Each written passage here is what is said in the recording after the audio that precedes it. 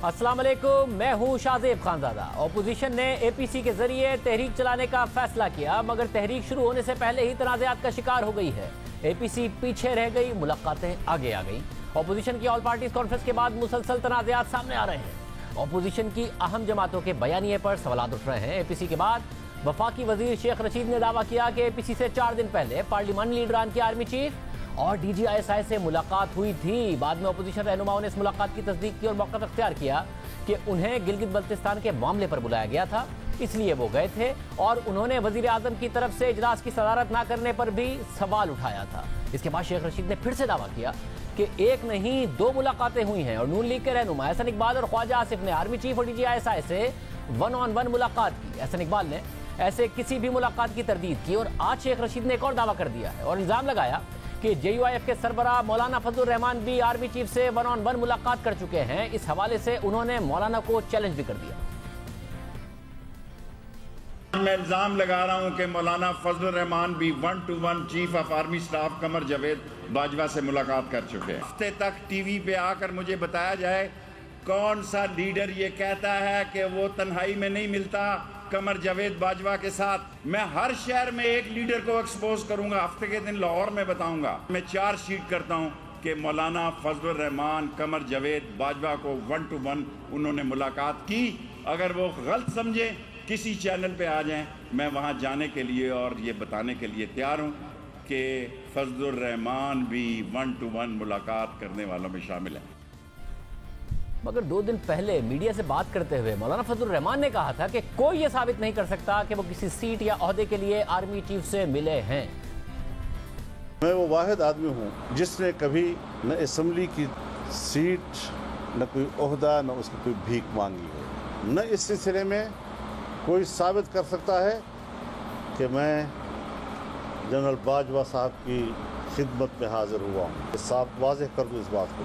फिर ऐसी बात है, इतना जिम्मेदार आदमी क्यों कर लेता है? फिर ठीक है, मजलिस में बातें हो जाती हैं, कुछ उन्होंने कहा होगा, कुछ इन्होंने कहा होगा। इस किस्म की बातें पब्लिक में लाकर क्या पैगाम देना चाहते हैं? बुलाते आप हैं, बुलाते आप उस एजेंडे पे हैं और नशर कर रहे हैं आप दूसरी बातें। तो पर्दादारी रखो अपनी बात की, वरना पर्दादारी हो जाएगी। इसके अलावा कल नून लीग के एक और रहनुमा का अस्करी क़यादत से 2 दफ़ा मुलाकात का दावा सामने आया, जिसके बाद आज नून लीग के कायद नवाज शरीफ ने ट्विटर पर पैगाम जारी करते हुए मौक़िफ़ इख्तियार किया कि हालिया वाक़यात से एक बार फिर साबित होता है कि किस तरह बाज़ मुलाकातें 7 पर्दों में छुपी रहती हैं और किस तरह बाज़ की तशहीर करके मर्जी के मायने पहनाए जाते हैं। ये खेल अब बंद हो जाना चाहिए। नवाज शरीफ ने अपने ट्वीट में मज़ीद लिखा कि आज मैं अपनी जमात को हिदायत जारी कर रहा हूँ कि आईने पाकिस्तान के तकाज़ों और खुद मुसल्लह अफवाज को अपने हल्फ की पासदारी याद कराने के लिए आइंदा हमारी जमात का कोई रुकन इनफरादी, जमाती या जाती सतह पर अस्करी और मुतालिका एजेंसियों के नुमाइंदों से मुलाकात नहीं करेगा। नवाज शरीफ ने मजीद कहा कि कौमी दिफा और आईनी तकाज़ों के लिए ज़रूरी हुआ तो जमाती क़यादत की मंजूरी के साथ ऐसी हर मुलाकात एलानिया होगी और उसे खुफिया नहीं रखा जाएगा। मुलाकातों के तनाज़े के मामले पर आज नवाज शरीफ की तरफ से ये बयान सामने आया है। उससे पहले एपीसी में एक जारहाना तकरीर सामने आई थी। नून लीग के सीनियर रहनुमा राना सनाउल्लाह हमारे साथ मौजूद है। राना साहब, बहुत शुक्रिया। राना साहब, आप खुद नवाज शरीफ साहब के बयानिए के ज़ाती तौर पर ज़्यादा करीब हैं। आपको लगता है एपीसी की तकरीर के बाद बहुत धचका लगा है बयानिए को? ये जो मुलाकातों की बातें सामने आई हैं, पार्टी में इस वक्त क्या सोच है? नहीं, मैं नहीं समझता कि जो एपीसी की मीटिंग से पहले मुलाकातें हुई हैं उनकी वजह से कोई एपीसी की मीटिंग में बयानिए को या वहाँ पे होने वाले फैसलों को जो है वो किसी किस्म का डैमेज या कोई धचका हो सकता है। ये मुलाकातें जो हैं, ये मुलाकातें को आज की बात है या ये सिर्फ अगस्त के आखिरी हफ्ते में और 7 सितंबर तक महदूद हैं? ये मुलाकातें तो जनाब, अगर ये बात चलेगी और अगर ये बात चलाई जा रही है, अब इसके क्या मकासद है इसको मैं नहीं समझता, लेकिन अगर ये बात चलाई जा रही है तो फिर तो ये जाएगी जो है वो 2014 के धरनों से शुरू होगी और उसके बाद फिर ये इलेक्शन तक आएगी।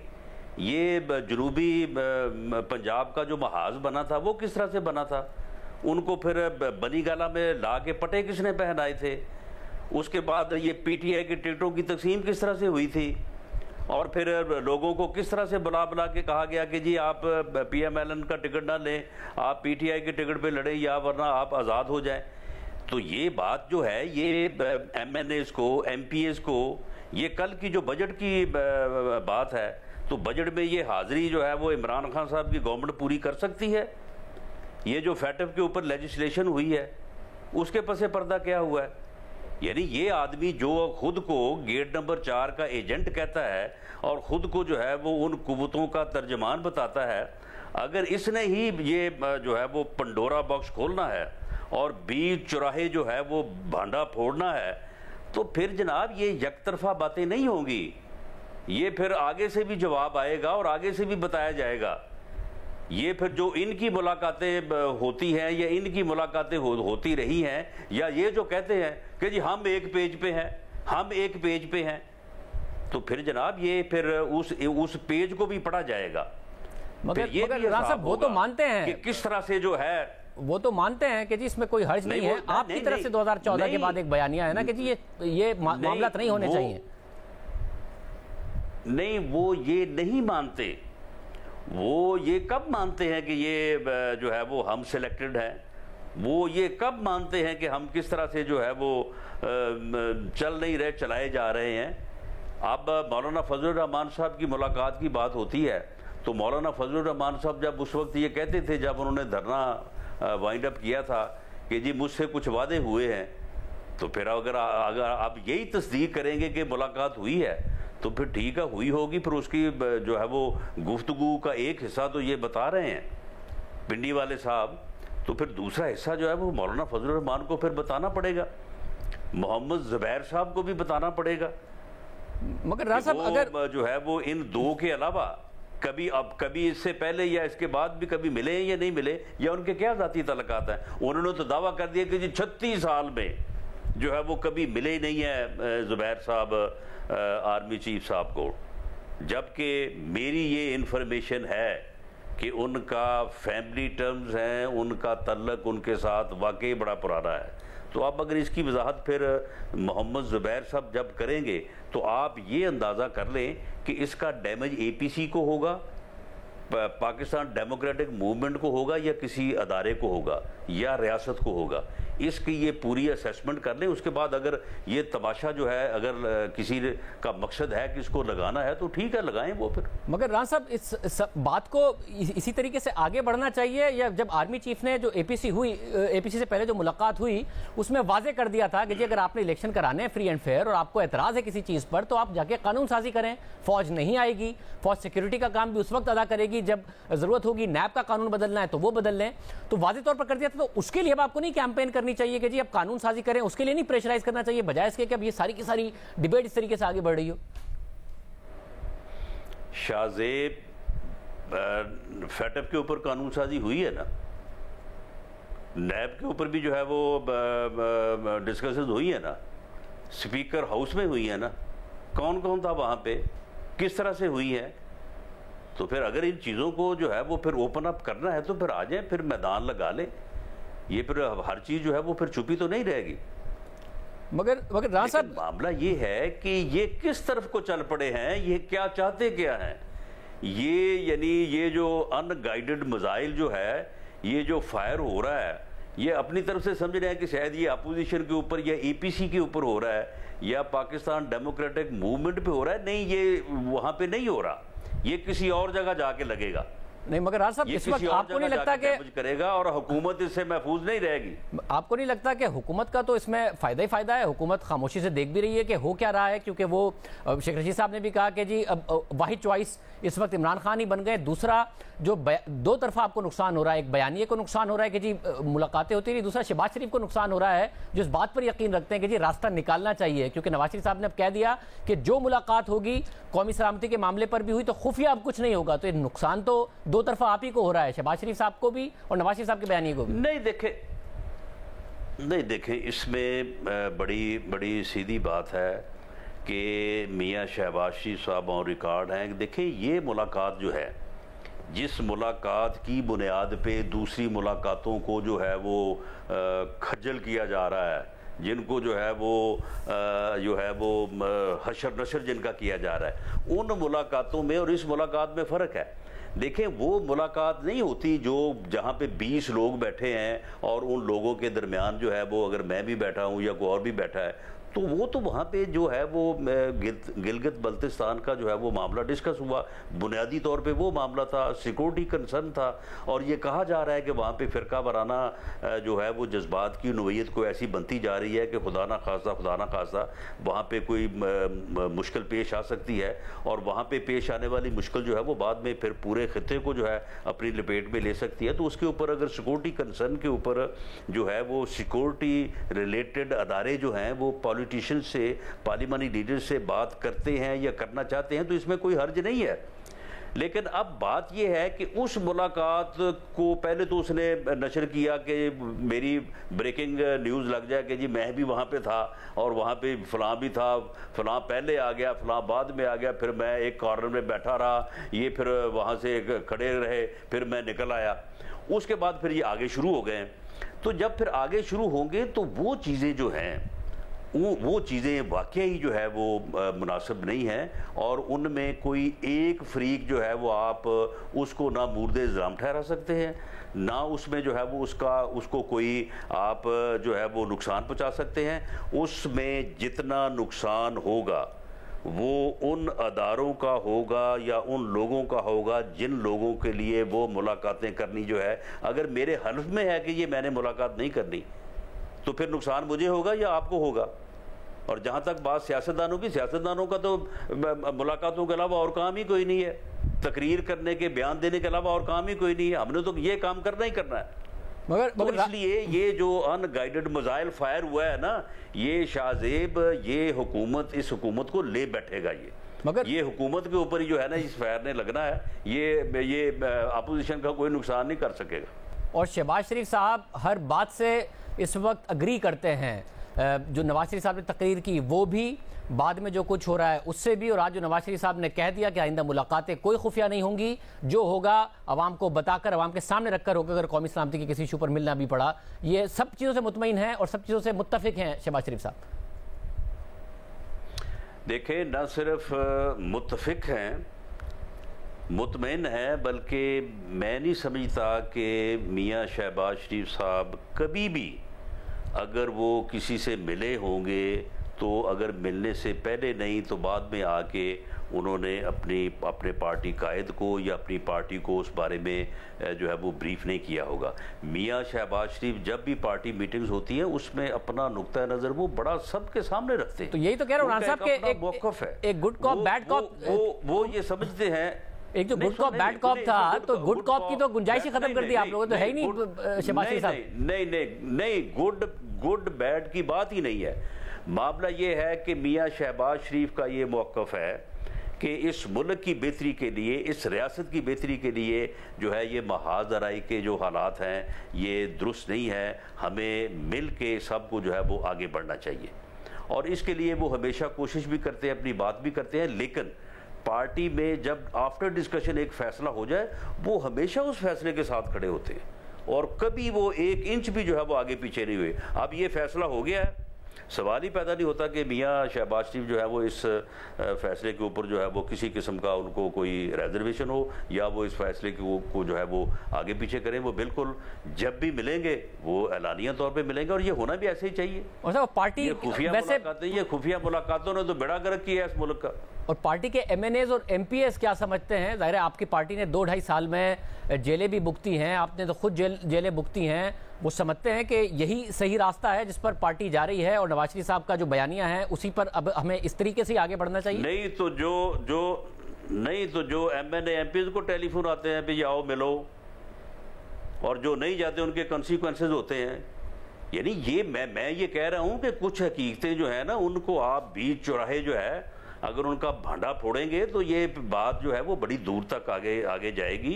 ये अनगाइडेड मिसाइल जो है ना ये अपने ऊपर भी इसने चल जाना है, और ये हुकूमत के ऊपर ये चल रहा है। मामला ये है कि ये चीज़ें, ये हकीकत है, लेकिन इस हकीकत के साथ आप आगे नहीं बढ़ सकते। इस हकीकत को जो है वो ख़त्म करना हो और आगे बढ़ना होगा, और आइंदा जो मुलाकात हो वो बाकायदा एलानिया होनी चाहिए, पार्टी के जो है वो नॉलेज में होनी चाहिए। इससे मैं समझता हूँ कि इस किस्म की गलतफहमियाँ जो ये पिछले 2-3 दिन से पैदा हुई हैं, ये बड़ा डैमेज करेंगी ये चीज़ें जो हैं। और ये सिर्फ जो है वो सियासतदानों को नहीं, दूसरे फ्री को भी करेंगी और पार्लियामेंट को भी करेंगी। अब पार्लियामेंट का जो हाल है तो आप इसको समझते हैं कि ये सॉवरन है, ये इंडिपेंडेंट है। बहुत शुक्रिया राना सनाउल्लाह साहब हमारे साथ मौजूद थे। गुफ्तगू आपने सुनी। प्रोग्राम एक ब्रेक शामिल करते हैं। आज अहम समाअत हुई, हुकूमत कॉन्फिडेंट है कि शहबाज शरीफ साहब गिरफ्तार होंगे, क्या वो अदालत में आपके सामने रखेंगे? ब्रेक के बाद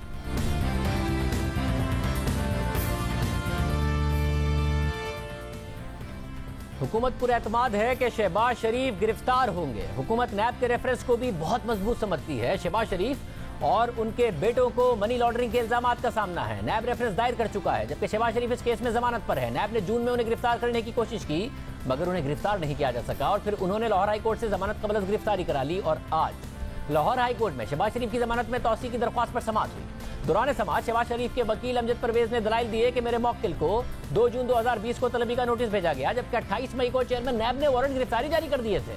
ये जाहिर करता है कि नैब पहले से अपना जहन बना चुका था। इसके बाद शहबाज शरीफ के दूसरे वकील आदम नजीर तारड़ ने दलाइल दिए कि शहबाज शरीफ तफ्तीश में नैब के साथ मुकम्मल ताउन कर रहे हैं। बतौर अपोजिशन लीडर शहबाज शरीफ की बहुत सी जिम्मेदारियां हैं। शहबाज शरीफ बैरून मुल्क से वापस आकर तफ्तीश का हिस्सा बने। मुकम्मल ताउन के बावजूद नैब शहबाज शरीफ को गिरफ्तार करने पहुंचा। खुशकिस्मती से शहबाज शरीफ वहां मौजूद नहीं थे। शहबाज शरीफ के वकील ने मुशीर दाखिला शहजाद अकबर के इल्जामात से मुताल्लिक कहा कि अदालत में केस ज़ेर इल्तवा है। कल फिर मुशीर एहतसाब ने प्रेस कॉन्फ्रेंस कर दी और कहा कि शहबाज शरीफ मनी लॉन्ड्रिंग का नेटवर्क चलाते हैं। शहबाज शरीफ के वकील ने मजीद कहा कि यह केस 2 मिनट का है, सब वाज़ेह है। अदालतें कह चुकी हैं कि ये अपनी अना की तस्कीन के लिए लोगों को जेलों में डालते हैं। आदम तारड़ ने शहबाज शरीफ की गिरफ्तारी को गैर जरूरी करार देते हुए दलाइल दिए कि रेफरेंस फाइल हो चुका है, तफ्तीश भी मुकम्मल हो चुकी है। अब शहबाज शरीफ को की गिरफ्तारी क्यों जरूरी है? अगर मियां शहबाज शरीफ को आज प्रोसिक्यूशन ले जाती है तो क्या निकाल लेगी? ये बात मशहूर है कि बल्दियाती इलेक्शन से पहले शहबाज शरीफ को गिरफ्तार करना है। शहबाज शरीफ को पकड़ना किसी की अना की तस्कीन से ज्यादा कुछ नहीं है। आदम नजीर तारड़ ने जमानत कबल गिरफ्तारी के हवाले से अदालत को बताया कि जमानत कबल गिरफ्तारी हासिल किए हुए 3 माह से जायद का अरसा हो गया है। उबूरी जमानत के दौरान नैब ने सिर्फ एक बार शहबाज शरीफ को बुलाया और वो पेश हुए। नैब के तफ्तीशी अफसर ने शहबाज शरीफ से कहा कि अब मजीद तफ्तीश की जरूरत नहीं है, जब जरूरत होगी तो आपको बताया जाएगा। मेरे मौक्किल इस पर हल्फिया बयान देने को भी तैयार है। जबकि सबसे बड़ी तायद यह है कि नैब ने रेफरेंस फाइल कर दिया है। शहबाज शरीफ के वकील ने अदालत से इस्तदा की कि supreme court, Lahore high court और सिंध हाई कोर्ट के फैसले देखें तो जमानत कबल गिरफ्तारी होनी चाहिए। दौरान समाअत शहबाज शरीफ ने अपने ऊपर लगाए गए इल्जामात से मुताल्लिक अदालत को बताया कि मुझ पर बहुत भारी इल्जामात लगाए गए। नैब ने कहा कि ये बेनामी असासे मेरे हैं। कहा गया कि मेरे बच्चों के असासाजात मेरे हैं। ये इल्जाम भी लगाया गया कि बतौर वजीर आला करप्शन की है, जिस पर अदालत ने शहबाज शरीफ से कहा कि आपके वकील आपकी तरफ से दलाइल मुकम्मल कर लेंगे।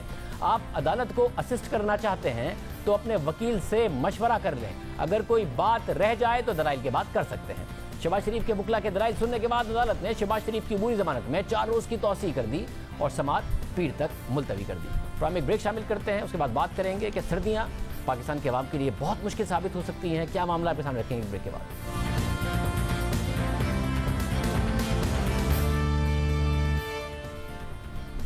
अभी सर्दियां आई नहीं हैं, मगर कराची में गैस का बहरान सामने आ गया है। घरों में गैस का दबाव गर्मियों में ही कम हो गया है कि इलेक्ट्रिक गैस का दबाव कम मिलने की वजह बताकर 12-12 घंटे की लोड शेडिंग कर रही है। कि इलेक्ट्रिक का कहना है कि हमारे 5 पावर प्लांट हैं, जिनमें से 4 गैस पर चलते हैं और 1 फर्नेस ऑयल पर चलता है। गैस का प्रेशर कम होने की वजह से बिजली की पैदावार मुतासिर हो रही है। जबकि सुई सदन गैस कंपनी का कहना है कि इस वक्त कंपनी को 150 मिलियन मेट्रिक क्यूबिक फीट की कमी का सामना है और ये फर्क सर्दियों में बढ़कर 300 MMCFD हो जाएगा। यानी सर्दियों में सूरत हाल मजीद संगीन हो जाएगी। वफाकी हुकूमत ये समझती है कि कराची में गैस की किल्लत की जिम्मेदार सिंध हुकूमत है। 2 दिन पहले वफाकी वजीर उमर अयूब ने ट्वीट किया कि कराची में गैस की कमी का बराह रास्त ताल्लुक सिंध हुकूमत से है, क्योंकि सिंध हुकूमत SSGC को नई लाइन डालने की इजाजत नहीं दे रही। हम के इलेक्ट्रिक को 100 MMCFD RLNG दे रहे हैं। मजीद सप्लाई के लिए नई लाइन की जरूरत होगी। उमर अयूब के इस ट्वीट पर आज साबिक वजीर खजाना मिफ्ता इस्माइल ने जवाब दिया और उन्होंने लिखा कि उमर भाई, मैं माजरत के साथ कहना चाहूंगा कि आप जो कह रहे हैं वो दुरुस्त नहीं। जब आप कराची को LNG का 100 MMCFD दे रहे हैं, आप मजीद LNG भी दे सकते हैं, क्योंकि LNG टर्मिनल्स की सलाहियत इससे ज्यादा है। आप जिस पाइपलाइन की बात कर रहे हैं, इसका कराची के लिए LNG से कुछ लेना देना नहीं। फिर वजीर आला सिंध के तर्जुमान मुर्जा वहाब ने ट्वीट किया कि उमर अयूब और मिफ्ता इस्माइल को मुखातिब करके उन्होंने लिखा कि मैं आप दोनों से मुत्तफिक नहीं। सिंध को आइन के आर्टिकल 158 के तहत सिंध से निकलने वाली गैस मिलनी चाहिए। वफाकी हुकूमत की नाअहली की वजह से सूरत हाल बहुत खराब हुई है।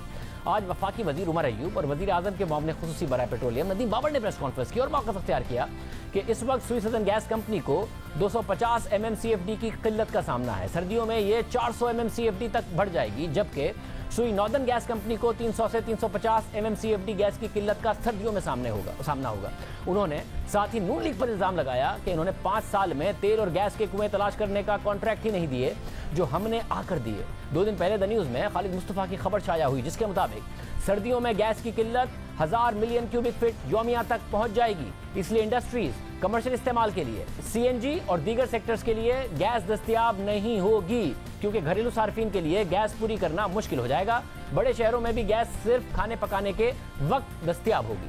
खुद वजीर आजम इमरान खान भी खबरदार कर चुके हैं कि सर्दियों में गैस का मसला होगा और आइंदा सर्दियों में इससे ज्यादा मसला होगा। जो ये सिचुएशन है, ये जो मैंने देखी है, मैं इसलिए अलार्म्ड हूँ क्योंकि मुझे नज़र आ रहा है इस सर्दियाँ में हमें प्रॉब्लम आना है, लेकिन अगली सर्दियाँ इससे बहुत बड़ा प्रॉब्लम आने वाला है। इन सर्दियों में मसला होगा, अगली सर्दियों में उससे भी बड़ा मसला होगा। खुद वज़ीर आज़म कह रहे हैं अब इल्ज़ाम तराशी से ये मसला हल नहीं होगा। हल क्या है? इसके लिए हमने वफाकी वज़ीर पेट्रोलियम उमर अयूब को दावत दी, मगर वो नहीं आए। फिर हमने साबिक वज़ीर ख़जाना और सुई सदन गैस कंपनी के साबिक चेयरमैन मिफ्ता इस्माइल को दावत दी, जो हमारे साथ मौजूद है। मिफ्ता साहब, बहुत शुक्रिया। मिफ्ता साहब, आप जिम्मेदार हैं, सिंध हुकूमत जिम्मेदार है या तहरीक इंसाफ की वफाकी हुकूमत जिम्मेदार है कि ये बहुत बड़ा मसला इस वक्त खड़ा हुआ है आवाम के लिए? असल में मसला जो है वो 2 साल की हुकूमत की कोताही है और 2 साल से उनको ये गैस नहीं लेके आए। देखें, इस वक्त SSGC के सिस्टम में मैक्सिमम 1200 MMCFD आ सकती है अगर सारे ऑयल और गैस वेल्स चल रहे हों, और 1100 आ सकती है SNGPL के सिस्टम में, ये होती है 3300।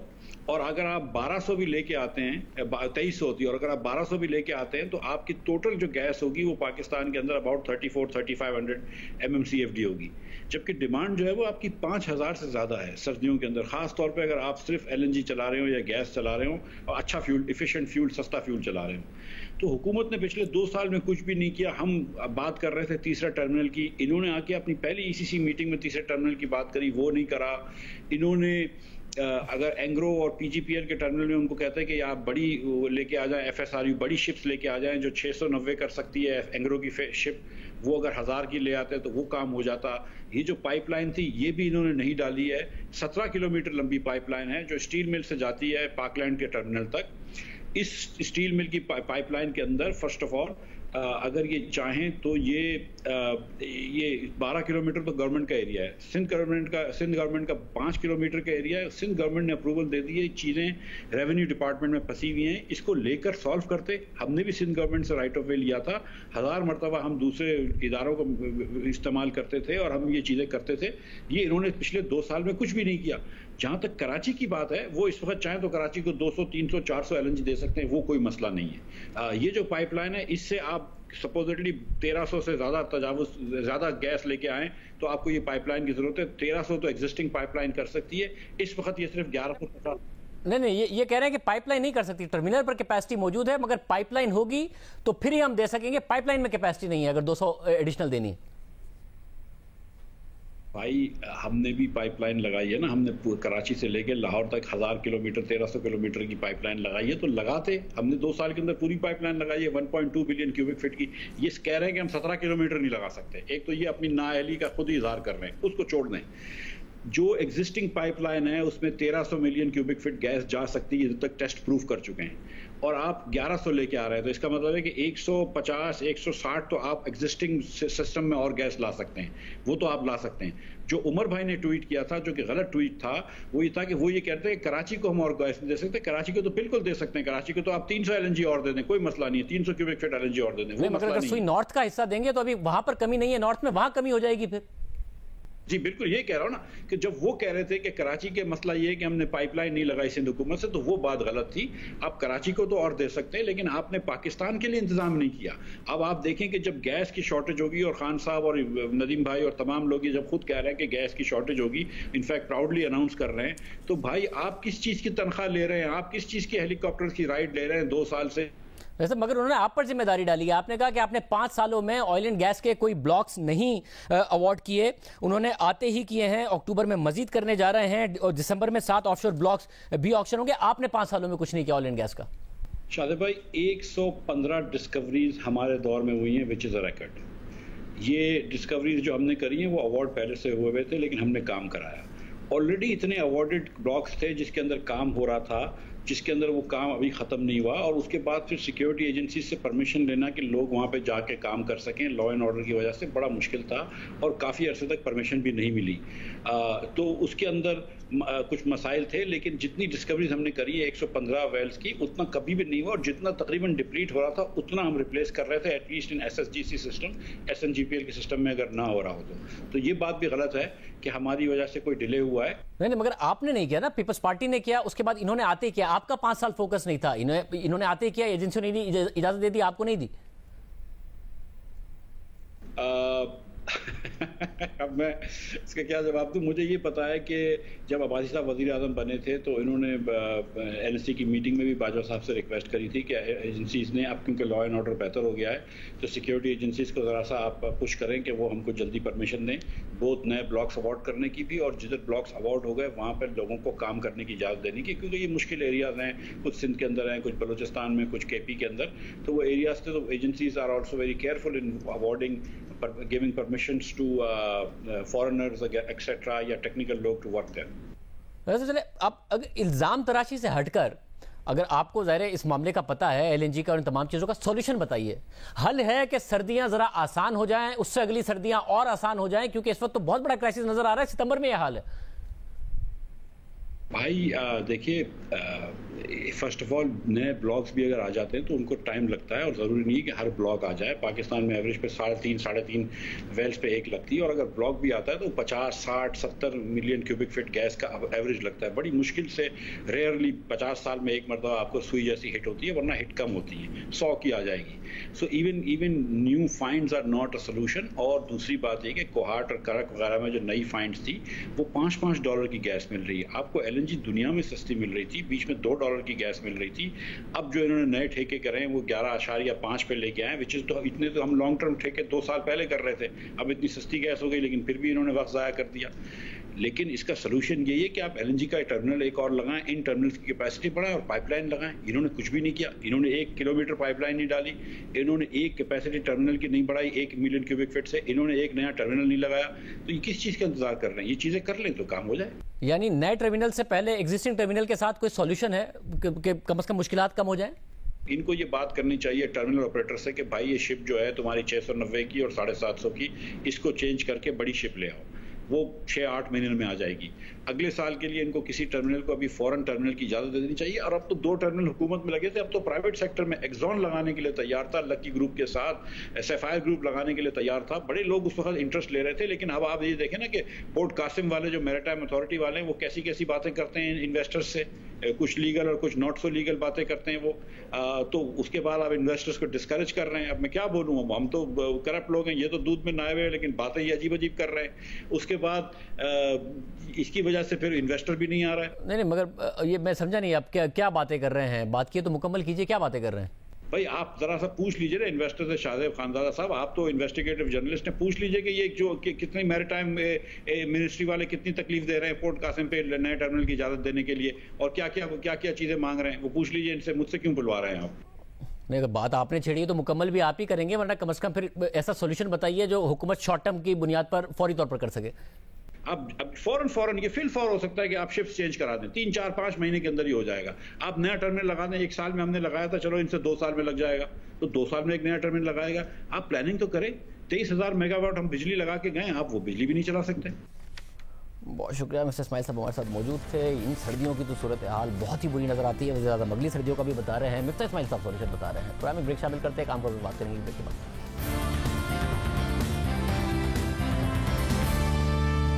वज़ीर एविएशन गुलाम सरवर खान की तरफ से पायलट्स के जाली लाइसेंसेस के दावे के बाद पाकिस्तान का सिविल एविएशन इदारा और पायलट्स मुसलसल तनाज़ात की जद में हैं।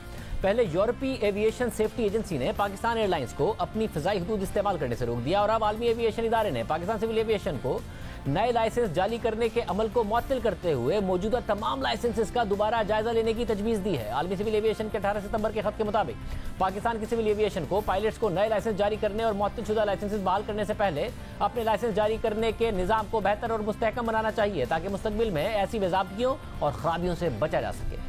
यानी जो दावा गुलाम सरवर खान ने किया था उसके बाद से आलमी सतह पर मुसलसल तहफ़्फ़ुज़ात का इज़हार किया जा रहा है। किसी ने पाबंदी लगाई तो कोई तजावीज़ दे रहा है। कराची में तैयारे के हादसे के बाद वफाकी वज़ीर गुलाम सरवर खान ने कौमी असम्बली में दावा किया था कि पाकिस्तान के 860 में से 262 पायलट्स के लाइसेंसेस जाली हैं, लेकिन बाद में खुद सिविल एविएशन इस दावे से पीछे हट गई। सिविल एविएशन ने खुद 262 पायलट्स में से 180 के लाइसेंस क्लियर कर दिए, मगर जिन पायलट्स के लाइसेंस मंसूख किए गए थे उनमें से कई पायलट्स ने मुख्तलिफ अदालतों में अपने लाइसेंस मंसूखी के खिलाफ अपीलें दायर की। उनमें से एक अपील की समाअत के दौरान chief justice Islamabad high court justice Athar Minallah ने सिविल एविएशन के डायरेक्टर जनरल की अदम तैनाती और सेक्रेटरी सिविल एविएशन की जानिब से लाइसेंसेस मंसूख करने पर सवाल उठाते हुए कहा था कि कैसे इतना बड़ा इदारा 2 साल से बगैर किसी डीजी के काम कर रहा है। जब गुज़िश्ता रोज़ इसी केस की समाअत के दौरान जस्टिस अतर मिनल्ला ने रिमार्क्स दिए कि पायलट्स के लाइसेंस मंसूख करने का फैसला करना डीजी सिविल एविएशन का इख्तियार है, जबकि यहाँ डीजी की गैर मौजूदगी में सेक्रेटरी सिविल एविएशन ने पायलट्स के लाइसेंस मंसूख किए, जो कि चैलेंज भी हो सकता है। अटॉर्नी जनरल ने अदालत को यकीन दहानी करवाई कि डीजी की तैनाती का अमल 4 हफ्तों में मुकम्मल कर लिया जाएगा, जिस पर अदालत ने हिदायत जारी की कि डीजी की तैनाती के बाद पायलट्स के लाइसेंस की मनसूखी का मामला उनके सामने रखा जाए और केस की अगली समाअत 19 अक्टूबर के लिए मुलतवी कर दी। इजाज़त दीजिए।